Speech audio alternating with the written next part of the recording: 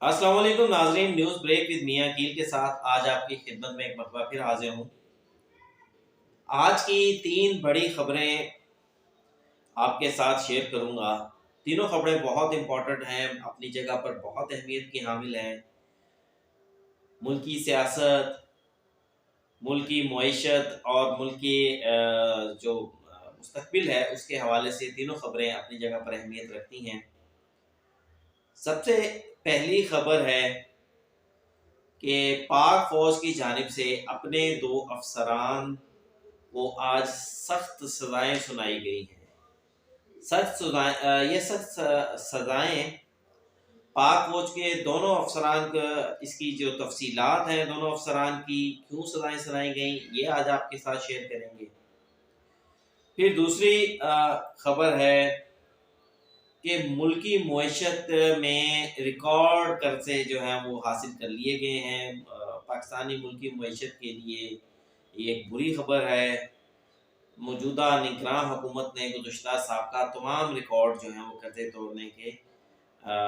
लेने के वो तोड़ दिए हैं, और ये कितना कर्जा लिया गया है इसकी तफसीलात आपके साथ शेयर करूँगा। फिर तीसरी बड़ी खबर ये है कि खावर मानिका साहब, उन्होंने जो इल्ज़ामात शाहज़ेब खानज़ादा के प्रोग्राम में लगाए थे, अब वो उन इल्ज़ामात को साबित करने के लिए एक कदम आगे आ गए हैं। किस तरह आगे आए हैं, क्या इल्ज़ामात आयद किए हैं, तहरीरी शक्ल में आगे हैं, और साथ में कौन से गवाहान, कौन से शवाहिद उन्होंने इस दरख्वास्त उन्होंने एक जो दायर की है इसके साथ कौन से शवाहिद और कौन से गवाहान के नाम लिए हैं, वो सब भी आपके साथ शेयर करेंगे। तो शुरू करते हैं वीलॉग को। सबसे पहले बात करते हैं कि पाक फौज की जानिब से अब उनको क्या कहा, ये बाकायदा क्योंकि उनसे तमाम चीज़ें वापस ले ली गई हैं तो वो मेजर भी नहीं रहे। बहरहाल अभी फ़िलहाल मेजर रिटायर्ड थे आदिल राजा साहब, और कैप्टन रिटायर्ड थे हैदर हैदर मेहदी साहब। मेजर रिटायर, ये दोनों अफसरान जो हैं ये दूसरे ममालिक में, मेजर साहब आदिल राजा साहब लंदन में हैं गालिबन, और हैदर मेहदी साहब कनाडा में हैं। इन दोनों साहिबान के खिलाफ 23 जो है 7 मई 2023 को, यानी रवां साल ही उनके खिलाफ लाहौर के थाना जनूबी के अंदर मुकदमा दर्ज किया गया। बुनियादी तौर के ऊपर इनकी जानिब से कुछ ट्वीट्स की गई थी। उन ट्वीट्स के ऊपर इन्होंने इनके खिलाफ बाकायदा कार्रवाई का आगाज़ कर दिया गया, और उन ट्वीट्स के बाद इनके खिलाफ 7 मई 2013 को जनूबी थाना लाहौर के अंदर मुकदमा दर्ज किया गया, और जिसके अंदर पीपीसी, इलेक्ट्रॉनिक क्राइम एक्ट और एटीए की दफात शामिल की गई। फिर उसके साथ साथ 18 जून 2023 को बाकायदा इनके खिलाफ कार्रवाई का आगाज़ किया गया। इनको जो ड्रेसेस थे इनके पाकिस्तान के और बैरून ममालिक, वहाँ पर नोटिस भेजे गए, दो दो तीन तीन मरतबा इनको नोटिस भेजे गए कि यहाँ कार्रवाई में शामिल हो, और ये लोग शामिल नहीं हुए, और जिसके बाद इनके खिलाफ बाकायदा कार्रवाई का आगाज़ कर दिया गया। इन ट्वीट्स और इनके मुख्तलिफ जो क्लिप्स थे, वीडियो क्लिप्स थे, उनके अंदर इन्होंने पाक फौज के हवाले से इल्ज़ामात आयद किए थे, जो कि पाक फौज ने ये महसूस किया, पाकिस्तानी फौज ने, कि ये इल्ज़ामात बिल्कुल बेबुनियाद हैं, जिसकी बुनियाद के ऊपर इनके खिलाफ कार्रवाई होनी चाहिए, और कार्रवाई का फैसला किया गया। पहला समन इनको तलब करने के लिए 26 जून को भेजा गया। फिर उसके बाद दूसरा समन भेजा गया, जब नहीं आए तो बाकायदा इनके खिलाफ कार्रवाई का आगाज़ कर दिया गया। अब इन दोनों अफसरान को, जो मेजर रिटायर्ड आदिल साहब हैं, आदिल राजा साहब, इनको 14 साल की सज़ा सुना दी गई, और हैदर मेहदी को 12 साल की। अब फौज की जानिब से सज़ा सुनाने के बाद, क्योंकि इनका बाकायदा कोर्ट मार्शल किया गया है, तो इनसे तमाम जो इनके रैंक्स थे वो भी वापस ले लिए गए हैं। अब आदिल राजा साहब जो हैं ये मेजर भी नहीं कहलाएंगे, और एक सज़ा याफ्ता मुलजिम है, मुजरिम है। हैदर मेहदी साहब कैप्टन नहीं करवाएंगे, कैप्टन रिटायर्ड। वैसे तो बड़ा शौक होता है साथ लिखने का, तो लेकिन अब ये मेजर और कैप्टन नहीं रहे, और इनके खिलाफ जो है बाकायदा कार्रवाई का आगाज़ कर दिया, बाकायदा इनको सज़ा सुना दी गई। ये खबर जंगल में आग की तरह फैली, लेकिन इनको इनकी जो है इस खबर के बाद यकीनी तौर के ऊपर इसके जो असरात होंगे वो, अगर कोई पाक फौज में है या पाक फौज से रिटायर्ड है और वो फौज के खिलाफ बोलता है तो उनके ऊपर असरात ज़रूर होंगे, क्योंकि इनको ना सिर्फ सजाएं सुनाई गई हैं, इनके रैंक्स भी ले लिए गए हैं इनको जो दिए गए थे। फिर उसके साथ साथ इनके पाकिस्तान में जो भी जायदादें थी मनकूला गैर मनकूला वो भी ले ली गई हैं इनसे। फिर उसके अलावा इनके पासपोर्ट, इनके कौमी शनाख्ती कार्ड जो है उनको मंसूख कर दिया गया है। फिर उसके साथ साथ ECL में इनके नाम भी डाल दिए गए हैं। यानी अगर ये पाकिस्तान में होते तो बाहर जा ना सकते हैं, पाकिस्तान से बाहर हैं तो इनके लिए पाकिस्तानी पासपोर्ट और शनाख्ती कार्ड को इस्तेमाल करते हुए दूसरे ममालिक से यहाँ पर सफ़र करना जो है ये नामुमकिन हो गया। फिर ये भी कहा गया है कि इनकी सदा में फ़राइज़ की अंजाम दही, जासूसी और ऑफिशियल सीक्रेट एक्ट 1923 की दफात भी शामिल की गई। इन दोनों अफसरान के ऊपर मुल्की मफाद के खिलाफ और रियासत के तहफ़्फ़ुज़ और मफाद के खिलाफ काम करने का इल्ज़ामात है। दोनों को 7 और 9 यानी मेजर आदिल राजा साहब को 7 अक्टूबर और जो है हैदर मेहदी साहब इनको 9 अक्टूबर को सजाएं सुनाई गई। ISPR की जानिब से बुनियादी तौर पर यह एलामिया जारी किया गया और इन अफराद को अब मुजरिम करार दे दिया गया है। अब इन दोनों को मेजर और कैप्टन के ओहदे जो हैं वो नहीं दिए जाएंगे। 21 नवंबर 2023 से इनके तमाम रैंक्स भी वापस ले लिए गए हैं। इन दोनों की मैं आपको तस्वीर जो है उसके शॉर्ट्स दिखा दूंगा वीडियो के अंदर, ताकि पहचान सकें कि ये कौन लोग हैं। बहरहाल तनकीद का आप ज़रूर करें अगर आप किसी को मुनासिब नहीं समझते, लेकिन तनकीद करते हुए 2 चीज़ें का ख्याल लाजमी रखें। एक तो अल्फाजों का चुनाव और दूसरा तनकीद करते हुए अपनी ज़ाती सोच को खबर मत बनाएं, अपनी ज़ाती सोच को उस नफ़रत के उस लेवल तक ना ले जाएं जहाँ पर आपको सच और झूठ की जो है वो तमीज़ ख़त्म हो जाए। इनकी जानिब से जो ट्वीट्स की गई थी उसके अंदर फ़ौज के हवाले से मुख्तलिफ प्लान बनाने और मुख्तलिफ इस किस्म के इल्ज़ामात लगाए गए थे। ज़ाहिर बात है अगर ये खुद पेश हो भी जाते दोनों ये दोनों जो हैं लोग, अगर दोनों पेश भी हो जाते तो इनके लिए उनको चीज़ों को साबित करना नामुमकिन था। इसलिए और इससे एक दूसरा मैसेज ये भी आया कि जिस तरह से 9 मई के बाद फ़ौज की क़यादत की जानिब से ये मैसेज दिया गया कि किसी के लिए कोई नरमी नहीं है, अगर कोई भी फ़ौज के ख़िलाफ़ फ़ौज के हवाले से बात करेगा तो उसके साथ सख्त से सख्त रवैया अपनाया जाएगा।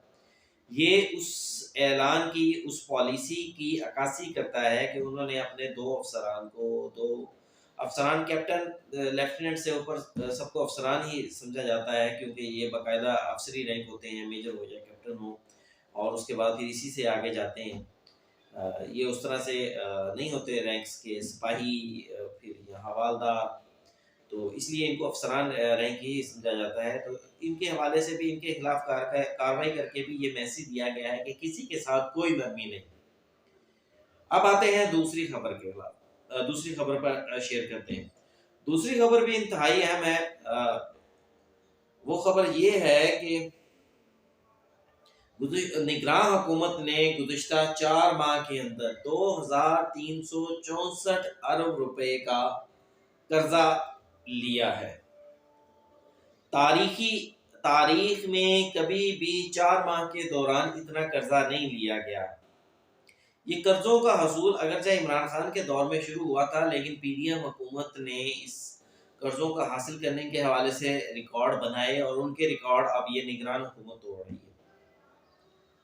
गुज़िश्ता साल इसी अरसे के दौरान जब PDM की हुकूमत थी तो 508 अरब रुपए का कर्जा लिया गया था इतने अरसे के दौरान, लेकिन वो उससे ये अब ये जो 2364 अरब रुपए का कर्जा लिया गया है ये 366 गुना परसेंट ज़्यादा है और ये 25% शरह सूद के ऊपर लिया गया है। बैंकों ने तो ज़ाहिर बात है इसकी वजह से पैसे ज़रूर कमाए होंगे, लेकिन मुल्की मईशत का बेड़ा गर्क हो गया। मुल्की मईशत को आजकल मुहावरा भी है ना कि मुल्की मईशत तो बढ़ गई। अब देखते हैं इंतखाबात 8 फरवरी को होते हैं, तो उसके बाद जो भी नई हुकूमत आएगी उसके लिए ये सब जो इक़दामात पीडीएम हुकूमत ने की हैं और जो मौजूदा निगरान हुकूमत कर रही है उसके लिए चैलेंजेस होंगे। अब आते हैं नाज़रीन आज की तीसरी बड़ी खबर। हालांकि मैं इस तरह की खबरें डिस्कस करने का कायल नहीं हूँ, लेकिन खबर इंपॉर्टेंट है तो फिर इसको डिस्कस करना चाहिए। बहरहाल बुशरा बीबी के साबका शोहर खबर मानिका साहब ने जो इल्ज़ामात शाहजेब खानजादा के प्रोग्राम के अंदर लगाए थे, अब उनको साबित करने के लिए वो बाकायदा अदालत चले गए हैं। इस्लामाबाद की मजिस्ट्रेट की अदालत के अंदर उन्होंने एक दरख्वास्त दायर की है। उस दरख्वास्त के अंदर ये संगीन इल्ज़ामात लगाते हुए उन्होंने बताया है कि 1989 में उनकी बुशरा बीबी से शादी हुई और दूसरा बुशरा बीबी से शादी के से लेकर इमरान खान के आने तक उनकी जो ज़िंदगी थी वो बड़ी जनाब ये जो धरना दिया गया था ना 2014 का, तब तक उनकी ज़िंदगी बड़ी पुरअमन और बड़ी पुरसकून और बड़ी हंसी खुशी दोनों मियाँ बीवी ज़िंदगी गुजार रहे थे। फिर इमरान खान साहब जो उनके विलेन की तरह उनकी ज़िंदगी में आ गए और उन्होंने उनकी ज़िंदगी बर्बाद कर दी। अब उनका ये कहना उनकी मोहब्बत बड़ी ज़िंदगी जो थी वो बर्बाद हो गई। फिर उन्होंने ये भी कहा कि उनकी बीबी बुशरा बीबी के साथ जो मरियम है उनकी बहन, उन्होंने इमरान खान की मुलाकात करवाई और जो मरियम है इसके हवाले से बड़ा संगीन इल्ज़ाम लगाया है, जो कि इल्ज़ाम पहले इमरान खान के हवाले से लगता रहा है कि जनाब जो मरियम हैं जिन्होंने बुशरा बीबी की बहन, उनके यहूदी लाबी के साथ ताल्लुकात हैं। ये बड़ा संगीन इल्ज़ाम है। फिर उन्होंने कहा कि इमरान खान साहब जो थे ये पीरी मुरीदी के चक्कर में आना शुरू हो गए और घंटों जो है वो घर में रहते हैं, इनकी मौजूदगी में भी, इनकी गैर मौजूदगी में भी। और जब कभी खबर मानिका साहब इस हवाले से बुशरा बीबी से बात करते तो बुशरा बीबी जो है उनको मुख्तलिफ जो है वो बता देती कभी कि जनाब दम कराने आए हैं, कभी कुछ करवाने आए हैं, कभी कुछ करवाने आए हैं। फिर उन्होंने कहा कि इस हवाले से मैंने अपने मेरे मुलाजिम ने इन दोनों के जो नाजायज़ तल्लुकात थे, यानी शादी तो बहुत बाद में हुई, फिर उन्होंने नाजायज़ तल्लुकात का भी इल्ज़ाम लगाया है। उन्होंने कहा ये जो नाजायज़ तल्लुकात थे, उन नाजायज़ तल्लुकात का जो इनका मुलाजिम था, मोहम्मद लतीफ़ नाम का इनका नौकर था कोई, उसने खबर मानिका को बताया कि जनाब आपकी गैर मौजूदगी में ये इमरान खान आता है और ये दोनों बेडरूम में जाते हैं, या ये होता है या वो होता है। तो इस पर उन्होंने कहा जनाब मैंने अपनी बीवी से भी कई दफ़ा बात की, उसको समझाने की कोशिश की, लेकिन वो समझी नहीं। फिर जुल्फ़ी बुखारी का भी उन्होंने कहा कि जुल्फ़ी बुखारी जो है वो भी इमरान खान के साथ आता और उसकी रसाई भी बुशरा बीबी के बेडरूम तक थी, वो भी बेडरूम तक आता जाता था। फिर उन्होंने कहा जी इस मामले में कई दफ़ा गर्मी सर्दी भी हुई, इमरान खान को के साथ तलखी भी हुई, लेकिन इमरान खान साहब जो उनके मुताबिक बड़े ढीठ आदमी हैं, वो रुके नहीं, वो आते जाते रहे। फिर उन्होंने कहा है कि जनाब बाकायदा 14/11/2017 को उन्होंने तलाक दे दी और यकम जनवरी 2018 को इमरान खान ने बुशरा बीबी के साथ इद्दत के दौरान निकाह कर लिया, जो कि ना इस्लामी है ना अखलाकी तौर पर दुरुस्त है। लेकिन फरवरी 2018 में दोबारा निकाह किया गया और इनके खिलाफ 496 बी के तहत ये दोनों गुनाहगार हैं और इन दोनों के खिलाफ कार्रवाई की जाए। फिर उस दरख्वास्त के अंदर ये भी कहा कि अब तक वो खामोश क्यों रहे हैं, उसकी वजह थी उनकी इज्जत के मामला, तो उसकी वजह से ये खामोश रहे हैं और कानून के मुताबिक इनको सज़ा दी जाए। इस्लामाबाद में मजिस्ट्रेट ईस्ट के पास ये केस लगा था और इसमें दरख्वास्त के अंदर दरख्वास्त के अंदर जनाब खबर मानिका साहब, मुफ्ती सईद साहब जिन्होंने निकाह पढ़ाया, ओम चौधरी जो बड़ा अक्सर कहता था कि मैं इमरान खान के बड़ा करीब हूँ, वो और लतीफ़ नौकर के बयानात जो हैं वो भी देने का कहा गया कि ये 4 मेरी तरफ से गवाह होंगे। फिर निकाह नामा, तलाक नामा, फिर नए निकाह की कापियाँ, ये भी सारी साथ लगाई गई हैं।